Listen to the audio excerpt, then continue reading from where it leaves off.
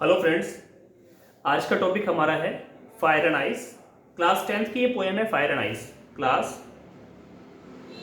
10th में ये poem है आपके पास फायर एंड आइस, जिसके अंदर हम इंपॉर्टेंट क्वेश्चंस और उनके आंसर्स को डिस्कस करेंगे।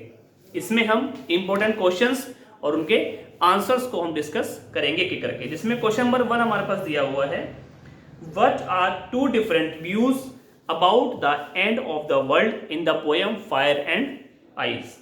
यहां पर दिया हुआ है कि दो अलग अलग विचार आपको बताने हैं किस तरीके से हमारा जो वर्ल्ड है वो खत्म होगा। इस पोएम में पोएट के द्वारा क्या बताया गया है।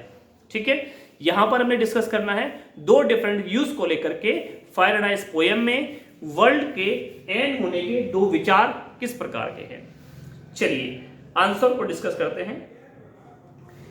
The two different views of the people, यहां पर दो अलग अलग विचार लोगों के, किसको लेकर के, पीपल के जो विचार हैं, लोगों के जो विचार हैं वो वर्ल्ड के एंड को लेकर के दो किस प्रकार के हैं। Regarding the end of the world, world के एंड को लेकर के, वर्ल्ड के विनाश को लेकर के, संसार के अंत को लेकर के दो विचारधाराएं लोगों की हैं वो किस प्रकार की हैं। जिसमें नंबर 1 है आपके पास फायर एंड देन आइस। दो ही तरह की विचारधारा है हमारे वर्ल्ड को खत्म होने के या खत्म करने के, कि एक हमारे फायर और एक आइस। फायर बेसिकली रिप्रेजेंट किया गया है डिजायर से, जो हमारी इच्छा होती है, कुछ भी पाने की इच्छा, हमें ये चाहिए वो चाहिए, हमारी इच्छा कभी खत्म ही नहीं हो रही, जो हमें हमारे अंत की ओर ले जाती है। सेकेंड पॉइंट आपका आइस, जो हेट्रेड से कंपेयर किया गया है। आइस यहां पर बर्फ जिस तरह से धीरे धीरे पिघलती है, वैसे ही घृणा, जेलेसी, ईर्ष्या एक दूसरे के प्रति धीरे धीरे बढ़ रही है। तो दोनों ही कारण हैं विनाश के, दोनों ही कारण हैं अंत के, दोनों ही कारण हैं हमारे डिस्ट्रक्शंस के, वर्ल्ड के एंड के। तो यही दो बातें बताई हैं इसमें पोएम में, कि दो डिफरेंट व्यूज लोगों के किस प्रकार से हैं। दो डिफरेंट व्यूज में पहला व्यू है हमारा fire that represent desire, and second view is ice that represent hatred. Is that clear? चलिए, उम्मीद है कि आपको ये क्वेश्चन समझ में आ गया होगा और इसका आंसर भी। नेक्स्ट पॉइंट हमारे पास, what does the poet think about the end of the world. संसार के अंत को लेकर के पोएट क्या सोचता है। संसार के अंत को लेकर के पोएट क्या सोचता है। यहां पर आंसर पढ़ते हैं। The poet thinks about the end of the world that people think fire is the main cause of destruction. Poem में पोएट के अकॉर्डिंग कहा जाता है कि लोगों का यह मानना है कि जो फायर है is the main cause of destruction. बर्बादी का, डिस्ट्रक्शन का जो मेन कारण है वो हमारे पास क्या है, fire.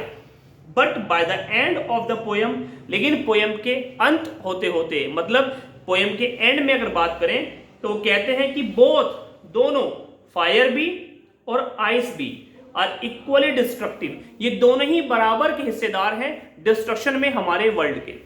Both have the same power of causing destruction. दोनों के पास ही सेम पावर है डिस्ट्रक्शन को लेकर के, बर्बादी को लेकर के, नुकसान को लेकर के, एंड को लेकर के।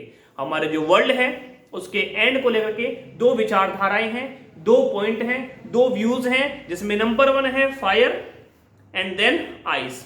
फायर यहां पर आपको रिप्रेजेंट किया गया है, फायर के लिए यहां पर आपको डिजायर यूज करना है। बेसिकली फायर डिजायर से कंपेयर किया गया है, और आइस हमारी हेट्रेड को लेकर के है, घृणा करना, हेट करना। जब हम कुछ चीज पाने की लालसा रखते हैं तो हमारे अंदर इच्छा होती है, और जब वो चीज हम नहीं मिल पाती है हमें, तो हम उसको लेकर के जेलसी क्रिएट कर लेते हैं, उसे बोलते हैं हेट्रेड। उम्मीद है ये दो क्वेश्चन आपको समझ में आ गए होंगे। अब हम बात करेंगे थर्ड क्वेश्चन की। चलिए,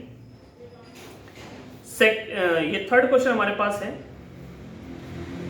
what do fire and ice symbolize in the poem fire and ice. Poem का नाम भी फायर एंड आइस है। अच्छा, फायर एंड आइस पोएम जो लिखी गई है वो लिखी गई है रॉबर्ट फ्रॉस्ट के द्वारा। Robert Frost,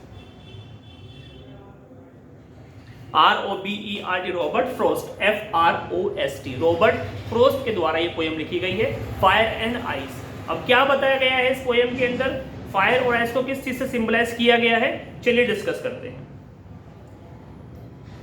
fire and ice are symbolized here fire और आइस को यहाँ पर जो सिंबलाइज किया गया है वो एक एक करके हम समझाएंगे।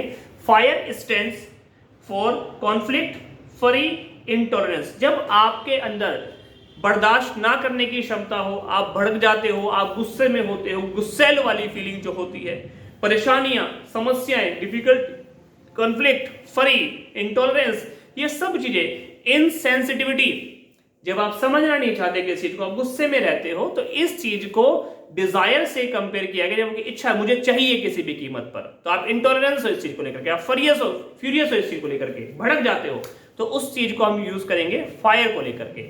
सेकेंड पॉइंट है हमारा ice. Ice stands for greed, avarice, lust, rigidity and coldness. यहां पर लालच को लेकर के बात की गई है। यहां पर लस्ट को, मोह, जिसे बोलते हैं, मोह को बोल सकते हो आप, लालच बोल सकते हो, लालसा बोल सकते हो, जेलसी बोल सकते हो। आप किसी चीज को लेकर के काफी जेलस हो, आप किसी चीज को पाने की आपके अंदर लालसा है, आपके अंदर लालच है, तो वो चीज आपको यहां पर कंपेयर की गई है आइस से।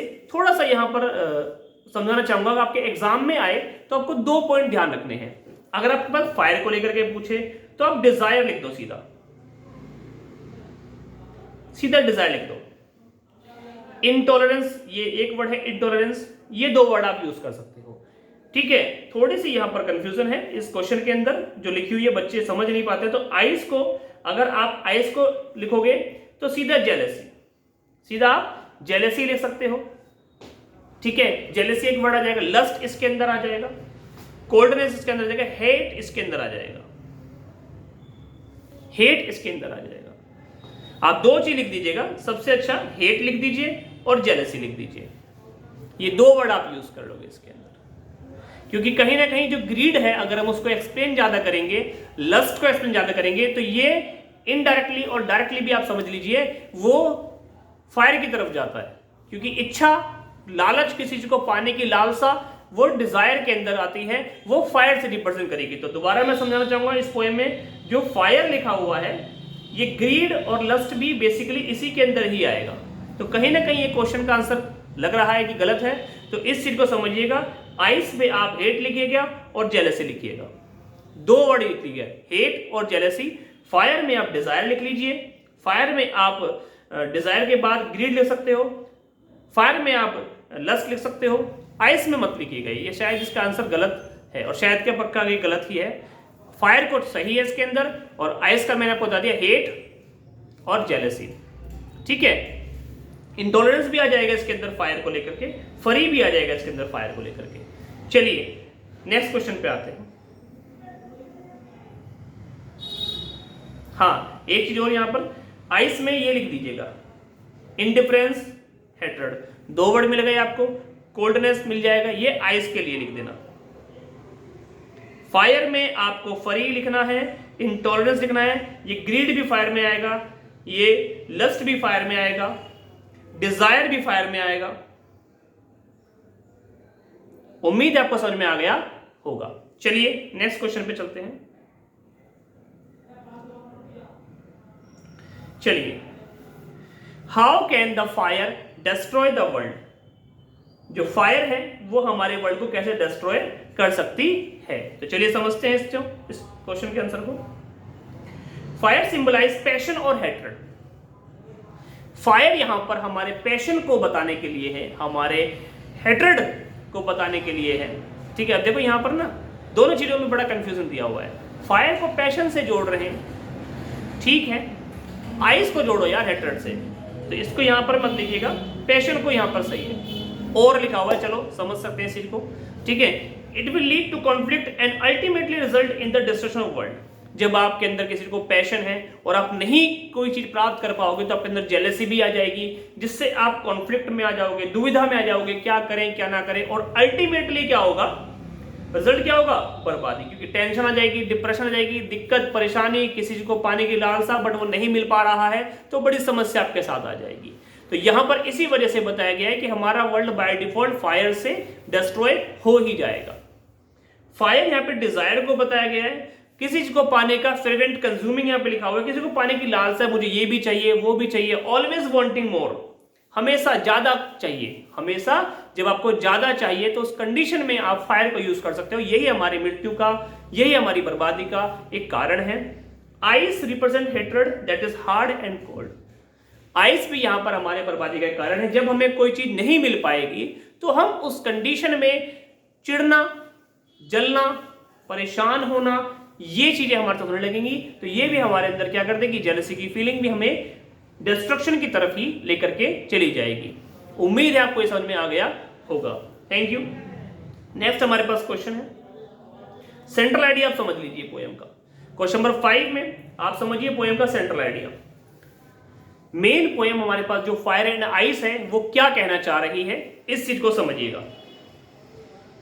यहां पर पोएट बेसिकली रिप्रेजेंट करना चाहता है, दो पॉसिबिलिटी को बताना चाहता है about the end of the world. World के अंत की दो पॉसिबिलिटी जो है वो हमें यहां समझनी है सेंट्रल आइडिया के through.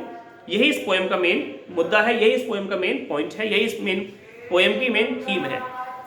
It will be either due to fire and ice. या तो देखिए हमारे जो वर्ल्ड का अंत है या तो फायर से हो जाएगा या आइस से हो जाएगा। वो प्रेफर करता है, जो पोएट है, first as he believes the world will end in fire but the ice will not go away. Poet पहले मानता है कि जो वर्ल्ड है हमारा वो फायर से उसका अंत होना ही होना है, लेकिन इसका मतलब ये नहीं कि अगर फायर से नहीं मरे तो हम नहीं मरेंगे। तो उम्मीद है कि आइस से तो हमारी डेथ या हमारा डिस्ट्रक्शन होना ही होना है। तो दोनों ही चीजें बताई गई हैं कि अंत तो होना है, इट इज सर्टेन, ये तो निश्चय है कि अंत एंड होना है, whether it is from fire और फ्रॉम आइस, चाहे वो फायर से हो या वो आइस से हो, होना तो है ही। ठीक है, कुछ इंपॉर्टेंट क्वेश्चन और देखता है इसके अंदर, जो मेन क्वेश्चन हमारे पास आते हैं इसमें। व्हाट डज फायर, ये हो गया फायर और आइस को लेकर के सिंबलाइज करने वाले क्वेश्चन पूछेगा आपसे। यही आ रहा सारा का सारा, वही बार बार देखो। फायर किसको बताती है, देखो आया ना फायर में, ग्रीड आ गया ना, लस्ट आ गया, तो इसलिए फायर में ही लिखना आपने, ग्रीड, लस्ट, डिजायर, फायर के अंदर ही आपने लिखना है। ठीक है, आइस के अंदर आप हेट लिख सकते हो, जेलसी लिख सकते हो, इंडिफरेंस लिख सकते हो, ये चीजें आप यूज कर सकते हो। ठीक है बच्चों, तो फायर के बारे में और आइस के बारे में ही आपसे बार बार पूछेगा। चलिए, उम्मीद है आपको समझ में आ गया होगा। राइमिंग स्कीम कैसे करनी है, आपने पोएम को निकालना होता है, पोएम के लास्ट में जो साउंड होता है। चलिए मैं एक बार निकाल के देख लेता हूं, राइमिंग स्कीम भी लगे हाथ हम बता देते हैं।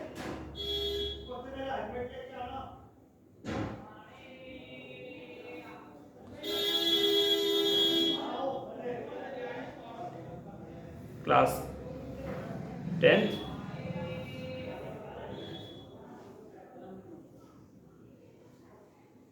Dust of snow, fire and ice, इसी के अंदर होगी।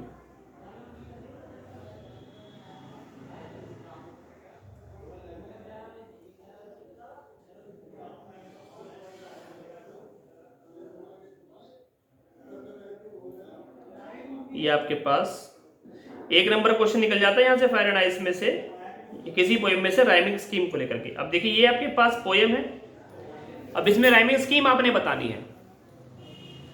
राइमिंग स्कीम आपने समझानी तो समझाते कि करके। चलिए शुरू करते हैं। बेसिकली यहां पर क्या समझना है, राइमिंग स्कीम, लास्ट वाले वर्ड को आप समझिए। लास्ट वाले वर्ड में fire, ice, desire, fire, sound को देखिए। फायर को सपोज मैंने इस साउंड को, आयर जो साउंड आ रहा है इसको मैंने ए मान लिया, आइस इससे मैच नहीं कर रही तो इसको मैंने बी मान लिया, बट फायर से डिजायर मैच कर रहा है तो इसे भी मैं ए मानूंगा। फिर दोबारा फायर आ गया है तो इसे भी ए मानूंगा। तो फर्स्ट स्टेंजा में जो राइमिंग स्कीम है, लास्ट के साउंड को देखिएगा। फायर में फायर र, डिजायर में र, फायर में र, तीनों में र र र। तो मैंने फर्स्ट वाले को ए माना तो डिजायर को भी और फायर को भी मैं क्या मानूंगा, ए मानूंगा। आइस मैच नहीं कर रहा था तो ए के बाद बी तो मैंने बी मान लिया। तो इसका राइमिंग स्कीम बनेगी आपके पास ए बी ए ए। सेकंड पढ़ लीजिए, twice, hate, ice, great, suffice. ये अलग बन रही है हमारे पास। ट्वाइस को मैंने ए मान लिया, हेट को मैंने बी माना क्योंकि ट्वाइस से मैच नहीं कर रहा, बट आइस ट्वाइस मैच कर रहा है तो ये भी ए। हेट ग्रेट मैच कर रहा है तो यहां पर क्या हो जाएगा, ग्रेट से हेट बी, और सफाइस सफेस यहां पर हो जाएगा दोबारा से आपका ए। तो A B A B A B A B A, इस तरीके से आप समझ लीजिएगा, ठीक है। तो ए बी ए, इस तरीके से आप समझिएगा। कभी कभी क्या होता है, is also great and would suffice एक साथ लिखा हुआ तो ए बी ए हो जाएगा, जैसे पहले वाले में है। अगर मैं इस लाइन को यहां पर ऐड कर दूं तो बाय डिफॉल्ट आपका क्या हो जाएगा, ए बी ए बन जाएगा, ठीक है। ये आपको समझ में आ गया होगा। उम्मीद है कि आपको पोयम समझ में आ गई है। फायर एंड आइस नाम से पोयम कि हमने कुछ इंपॉर्टेंट क्वेश्चन समझे और उसके बाद हमने राइमिंग स्कीम समझ ली, और पोएट का नाम यहां पर दिया हुआ है रॉबर्ट फ्रॉस्ट। थैंक यू, उम्मीद है आपको समझ में आ गया होगा। कोई डाउट है तो प्लीज पूछ लीजिएगा, मैं उसको सोल्व कर दूंगा नेक्स्ट वीडियो में, अगर आपको कोई डाउट निकल के इसमें आता है तो। धन्यवाद, bye bye, see you, take care.